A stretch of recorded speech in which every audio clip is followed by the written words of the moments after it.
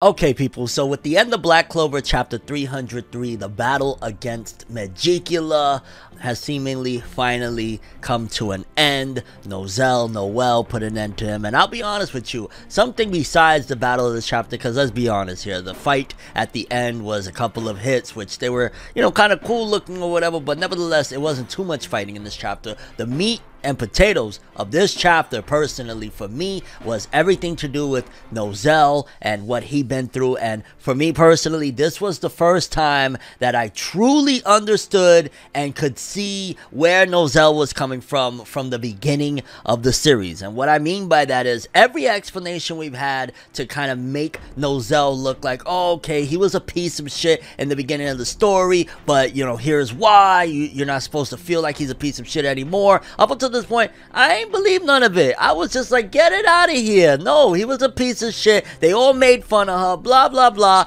I don't care. Like, no, these aren't good enough excuses. This chapter, however, I felt like Tabata dug deep. He really went deep into Nozelle's character, and for the first time, I truly understand why he had reasons, and I sympathized of why he was the way he was with Noelle. Don't get me wrong, it was still horrible. You guys all isolated her, made her feel terrible, but amongst the other reasons of, like, this curse that Megicula put on him and things like that, like, just in general, getting into his mind in this chapter really gave me an understanding and even an appreciation to a certain degree of the struggle that Nozel has gone through ever since he was little and had to witness the slow and painful death of his mother Aesir.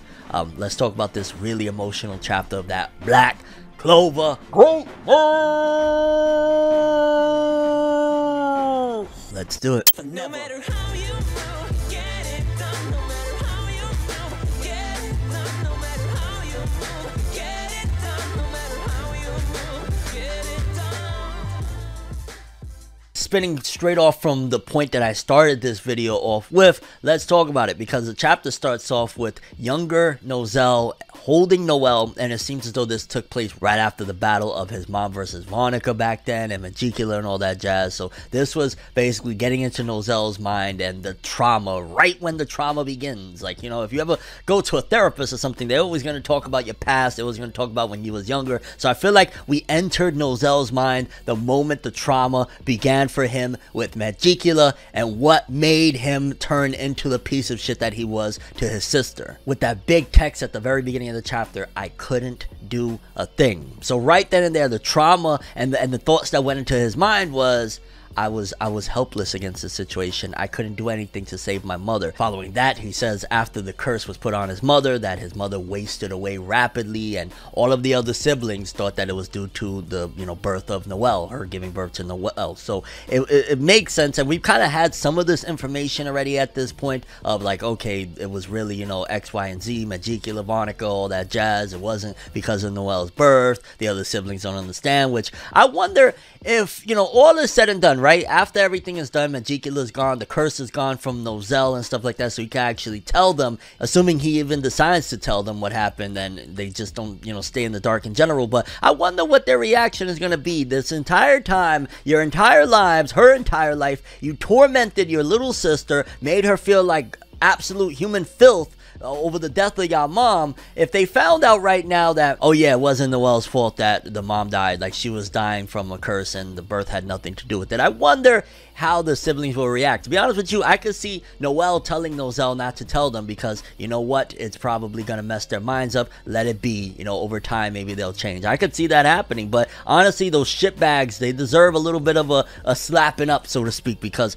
they're still going to be shitbags. Even after all this, they're gonna say, yeah, it was big brother Nozel, Noelle's just coming along to take the credit. No, motherfuckers, respect Noelle. And it reminded us, of course, that Nozel had the curse on his throat, basically, that if he told anybody, then the curse would get passed on. It was basically like a plague waiting to happen if Nozel opened his mouth about what Megicula did to Aesir and essentially the curse that was on her. And it just was really a vicious thing. Honestly, a lot of this chapter with Nozelle's character definitely was reminiscent, if I had to compare it to something, of like Byakuya Kuchiki from Bleach, and everything about how he treated Rukia like shit and whatnot, and then we find out later why he did those things. It kind of reminded me of that whole situation, this older brother treating the younger brother like trash, flesh, but then we find out that he never really wanted to do that, and it was more so an emotionally damaged response. And the trauma continued because following, you know, again, the rapid decrease of his mother's health, he basically started running himself ragged. Essentially, Nozel was like, yo, I need to get stronger. He, you know, just got desperate about it. I gotta get stronger, basically to avenge my mother. And also at the same time, if he got stronger, he could stop all of this. He could take out Megicula, basically lift the curse from his throat, lift the curse from his mother, and save everyone. It's kind of a daunting task, and really, really sad to think about that this little kid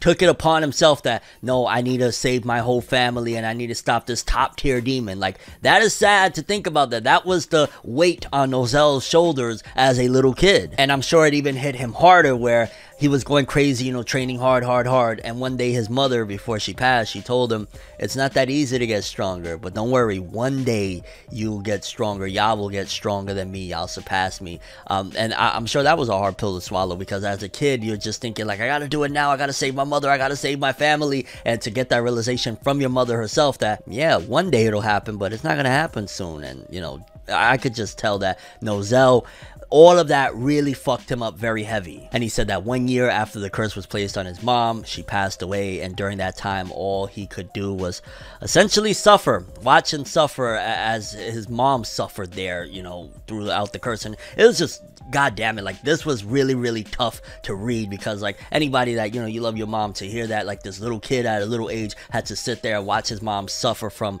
an illness, so to speak, you know, this curse or whatever, like, that was tough. Like, you know, you just compare it to a real world situation, that is some really, really sad stuff. And again, it makes me understand like, don't get me wrong, it doesn't excuse being an asshole to your sister. It doesn't be like, oh yeah, okay, perfect, you know, that was the past, because at the end of the day, you still tormented and traumatized your sister. But you got to look at it amongst everything else, where it was kind of like, well, you can't even tell anybody unless he wants to, you know, spread this curse around. So he kind of was being brave about it. And then at the same time, like, all this trauma of watching his mother die and him getting, like, you know, nuts of like, I gotta get stronger, out of a response to all of that. Like, yeah, it's going to fuck somebody up to the point of they're going to be an asshole. It doesn't excuse being an asshole. It doesn't, like, because he still could have been nice to his sister, but it was a traumatic response, because he's already getting obsessed, right? Look at it like this. He's already getting obsessed with the strength. He needs to get stronger. He knows that all of his other siblings are weak, and then he looks at Noelle and he's like,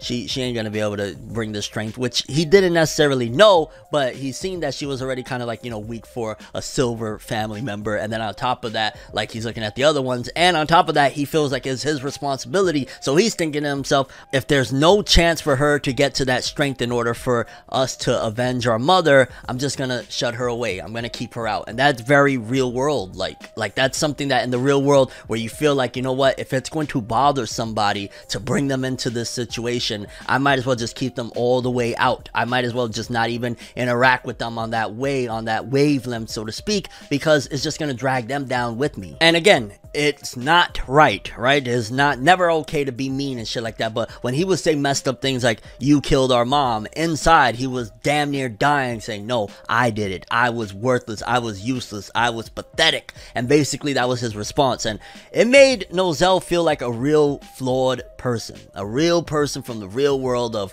yo, sometimes you make mistakes on the path of already being messed up in the mind, on the path of bad things happening to you, and you lash out in a way, because again, he didn't necessarily need to be mean to his sister. He could have just been like, you know, a nice brother, kind of think, I don't freaking know, Itachi, of how he kept Sasuke, like, you know, he was still with a smile, everything that was going on around Itachi, you know, them basically ordering him to kill his whole family and shit, up until towards the very end, he was very, very nice with his brother, no matter what, smiling. And then, you know, even after the fact, he kept on smiling and shit and trying to be nice to his brother. Nozel could have been like that, and it's just a shame that, again, all of it got to him, and he felt like the best way to do this so that he don't feel another loss as well, because you got to remember, he lost his mom. He watched his mom suffer for a year and then lost her. You don't want to lose anyone else. So how do you do that? You shut everyone that possibly can't even enter your heart away. And I think that from the moment that his mother died and he got obsessed, he just shut away the thought of loving Noelle, like, because, you know, she was young, she was the last born and shit like that. So in his mind, it's like,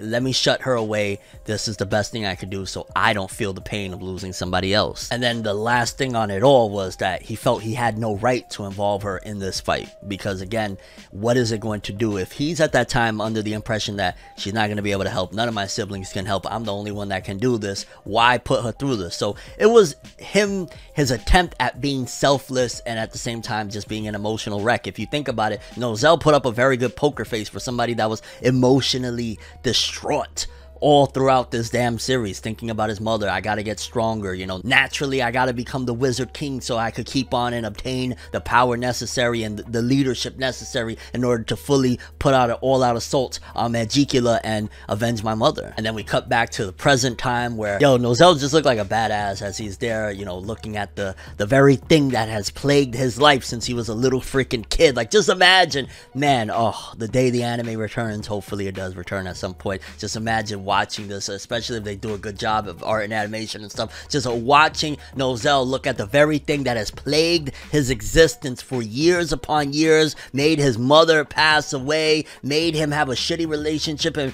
be horrible with his sister and his siblings in general, floating over that shit, ready to give it all he has, because then he follows up with saying that he is going to give it everything he has, his entire existence, into this one attack. And it even try to get just a smidge intricate with it, because he remembers back of what his mother said, like, don't forget, you have the strength of steel with the flexibility of water, and he used that to his advantage as well. Not only was the attack just like, you know, a giant freaking, you know, monstrosity, but also he took Megicula, which is almost poetic if you think about it, from the inside out. The same way Megicula destroyed him from the inside out, that he was, you know, feeling horrible inside and let it out of being a piece of shit to his sister, he destroyed her with having the metal go into her blood. She says like, oh, I can feel it going into my blood, and killing her from the inside out. That is poetic justice. And the character development, I feel like at this point, this whole situation with the Silva family is damn near resolved now, because the character development was real when he realized that, no, I shouldn't have kept her at arm's length. In fact, we should have grown together. We needed to obtain the strength